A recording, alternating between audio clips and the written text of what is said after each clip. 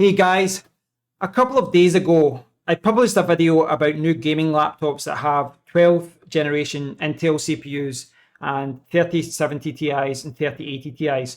And I've received some fantastic comments on that video already. So many thanks to everyone that left a comment. And it does look like, for the most part, all of you agree with what I was saying as far as the 3080 Ti's are, they're attractive, they're enticing, but they are ridiculously expensive. Why is that playing in the background? You can see the top comment here from Freesailor. He says that the 3070 Ti feels like the sweet spot, but last year's 3070 is too. Lando Fenor, he's actually one of the few people that's actually going to buy a 3080 Ti, but he says he works at sea, so he wants to get the best laptop he can get when he's away. I fully understand that. Ruhan here says that for the price of a 3080 Ti, you could get an RTX 3070 PC and simply buy a 3060 laptop for travel. I have to agree with that. Jonathan from Jonathan's PC Gaming, he's got a really good YouTube channel. I recommend subscribing to his channal. He had an Alienware X17 R1, and I think he's going to buy the new one. So he's going to buy a new 3080 Ti based laptop, so he's going to pay the premium for it. I think that for most people though, I think the sweet spot for a gaming laptop over the last year or so probably has been an RTX 3070. And I think it will be around that kind of mark as well in 2022. From a value perspective, the best gaming laptop from a value perspective alone over the last year, it probably had an RTX 3060 because it didn't break the bank. You could play all AAA titles at 1080p at decent frame rates. But I do think that it was worth paying a little bit more for a 3070 last year. You would go from 6 gigabytes of VRAM up to 8. You would only have to pay a few hundred more for that and you'd get a lot more performance. When you go to the 3070 Ti, the 3080 and the 3080 Ti, you do get more performance. You do get a lot more power, a lot more frame rates. You can support better resolutions as well, those higher, QHD and 4K resolutions. But you do pay a hefty premium for it. And it's the same in all tech. It's a lot of diminishing returns. You pay a lot more and you get a little bit less for it. Well, you get more, but not as much as you would think. So I'd love to hear your thoughts on it, guys. What do you think is the sweet spot right now for a gaming laptop? I do believe that last year and this year is probably around a RTX 3070 or AMD equivalent, which I think last year was a 6800M.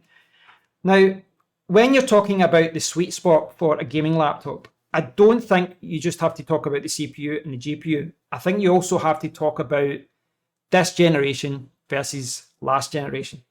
This XPS 13 is not a gaming laptop, but it's a good example of what I'm trying to say. This has a 10th generation Intel CPU, but I didn't buy this at launch. I bought this just when the new 11th gen CPUs were coming out. So I got this for it was like £400 off at this point. And I think if you're looking to buy a gaming laptop, there's a lot to be said about sitting behind the tech curve and not paying a hefty premium to get the latest, greatest, shiny new laptop that's just been released. Now, I know from looking at my comments over the last few years, on my YouTube channel, I know a lot of people will only buy new, and many of you only buy used, where, personally, I am someone that can do both. Apart from these Corsair fans, this PC was about $4 or $5 grand to build, and it's pretty much all new. This monitor's used, this audio interface is used, this hub is brand new, this headphone amplifiers, that's used, that's new, that's used. My whole setup here is kind of a mixture of new and old. So when I've been looking at the new laptops that have been coming out, a lot of people that only buy new, they're thinking, well, do I buy a 3070? Do I buy a 3070 Ti? Which, laptop do I buy? But I'm looking at the prices of these new laptops, and I'm also thinking, do I just go back a generation? Now, there's a lot of factors to consider when you're trying to buy a laptop. You've got the size, the weight, the price, the CPU, the GPU, and this year, you've also got the fact that a lot of the higher end laptops will have DDR5, which I don't think will be a major factor in gaming laptops this year, but it is something to consider as well. It's worth noting though that you know, even some of the laptops have got a 3070 Ti or a 3080. You can see this one here, 3080. It's got the new 12700H Intel CPU. So you're talking 5-10% single core improvement over last year, maybe 25% multi-core, but you've still got DDR4 RAM.